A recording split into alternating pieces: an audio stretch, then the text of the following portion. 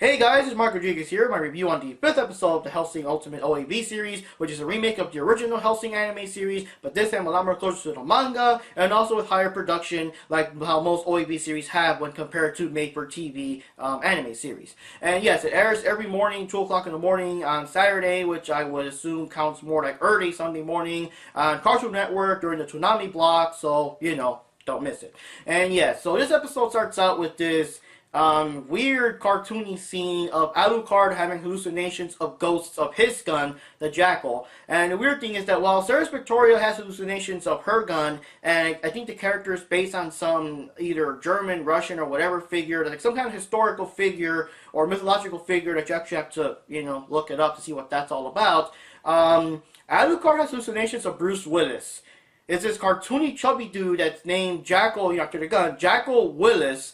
And during this whole scene, there's references to the Die Hard movies. There's references to, like, we're going to walk around with this kid that can see dead people. And there's also references to him catching that weird girl, that Mila Voskanovic, however you pronounce her last name. That girl from the crappy Resident Evil movies. And, you know, that girl that in the movie she's wearing the bright orange hair. And she has this weird white outfit, almost naked with some straps or whatever. So there's a little scene of Bruce Willis catching her, so she has a split-second cameo. And of course, Alucard, you know, he's serious. He's like, I'm having none of this weird cartoony anime shenanigans, and he's like trying to shoot him down and everything, but he just won't go down, figment of his imagination. But yeah, it is very, very weird that they did this with Alucard. I don't know if it's filler or if it was in the manga or not, but it's always very weird when anime has realistic, real world parody things, especially of American things. I don't know. Maybe the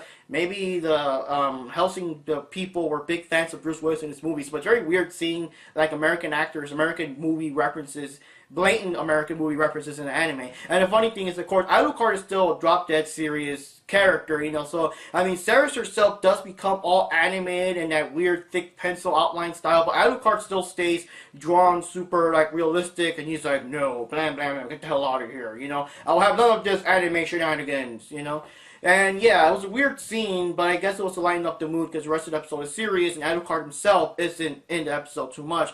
So yes, now there's war and everything. The Zeppelins are flying overhead London, and of course the bad guy, which I know now his name is just the Major. He has no real name, he's just the Major. You know, they're all flying overhead. All the people are all like, ooh, cool, whoa, you know, must be a parade or something, because, you know, I mean, when have you seen Zeppelins, you know, since back then? But then, of course, all that awe and wonder turns into horror, because the Zeppelins start dropping these powerful bombs that decimate entire buildings. They start crashing through, like, Big Ben and whatever, and then the soldiers come down, like vampire soldiers, and they're, like, shooting people up and stabbing them and biting them. There's even a shot, one of them having a baby in his jaws. It's, oh, you know, like, what the hell, dude? Baby, you know? And then, like, to make it worse, eventually, all those poor people that got killed and stuff, they start getting up, and now they're ghouls, you know, and now they're going to attack even more people. Now you got even more things to worry about, killing off whatever few survivors are left and everything. And, Integra's in this building with these other people. The people she always has these meetings with. I never know exactly what that building is supposed to be, but yeah, it's time to evacuate. But the guy in charge wants to at least stay and fight. There's a big epic speech about, like, I don't know, about how he's never done much or something, but now at least he'll stay and fight to the bitter end. So he stays behind. The vampires eventually swarm the place and the attack and everything, and he just basically blows the whole place up, killing him and everyone in it. And of course, while all this is going on, the Major is just eating his big, you know, fancy steak dinner, enjoying himself. Oh yes, yes, more war, yes, yes, destroy the places like they've never even existed, and all that. And I like the part, like, all the bad guys, they keep asking him, like even the London Bridge, yes, take it down, you know, even the so and so museums, yes, destroy them all, just make them mere ashes, yes, you know. And I'm surprised that with this big love of war, even the War Memorial Museums are not safe. Like, even the War Memorial Museums are, yes, yes, bring it to the ground, oh yes, you know, he just wants everything destroyed. Just, I guess, a giant, what do you call it, barren wasteland of what used to be London, England, or something. So, anyways, Integra is trying to get away. She's in her car with Walter driving. They get to a certain part where I guess Walter has like a sixth sense or something, so he wants to step outside and take care of this himself. Because apparently the Major, apart from that Schrodinger guy that now I know is a cat boy, not a fox boy, there's also these other little characters that you see in these shots that look interesting. You can tell that they're going to be powerful or something, or they're going to be kind of like they're going to have their own little boss fights. So you got this weird dude with these weird triple lens glasses, and other looking characters, this weird woman with scars on part of her face. Like all these characters, you could tell that they're going to do something epic or something more awesome, something that separates them from just regular soldiers.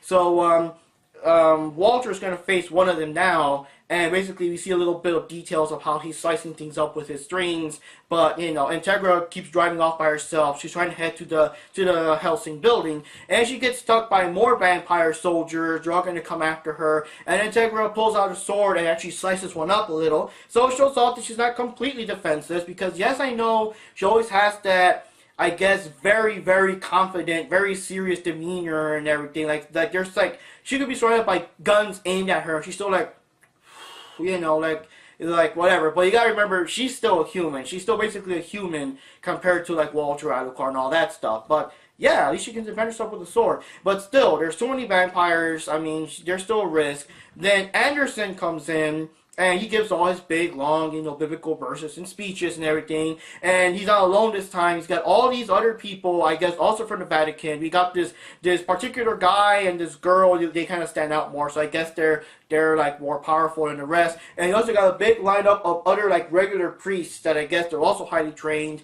And yeah, they all fight it out and everything. I don't think these other guys have the same regenerative powers that Anderson himself has. I see them getting gunned down, but at least they're still, I guess, super fast and super trained, and you know, they have deadly sharp objects. So the fight's like going over the place. And in the meantime, Alucard is still stuck on the same boat from the last episode, and the boat's like, I guess there's a captain driving it now. He's like, yes, onward to the battlefield. So I guess the next episode's going to end. I mean, the next episode's going to be when Alucard himself finally arrives, and let's see what happens there. You know.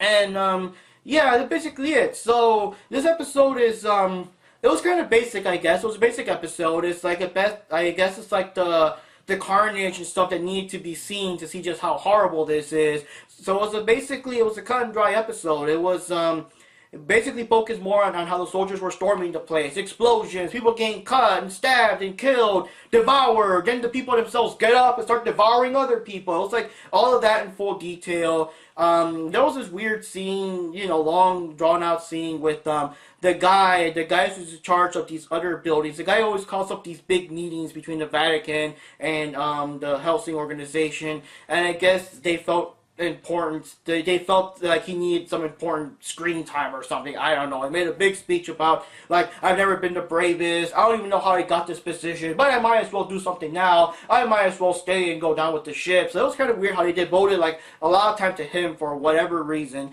And then, like, I think even the ending credits show a lot of pictures of him, like, when he was younger, his past and everything. It's like, why do we care about this guy? I don't know. I guess it gives some kind of importance, you know, whatever. But so a lot of the episodes focus on that, and then the mindless carnage and everything. And you know, the Major enjoying his steak dinner. The Major acknowledges Walter. They see each other. Oh, good to see you again. Even after all these years, you can still interrupt my dinner and all that. It was just weird. But other than that, it was a pretty simple episode. It was basically, like I said, showing off the bad guys doing what they're doing, to further emphasize why it's so important for Alucard to come in and try to stop them in the next episode and all that. It's like those episodes you've seen before where the bad guys are just blowing up the town. The whole episode is dedicated to bad guys blowing shit up so that it looks more awesome when the good guy comes in and saves the day the next episode or something. So yeah. So the weirdest thing in the whole episode that just brings it up, which I already mentioned, is just the whole Bruce Willis references. It was so weird. At first,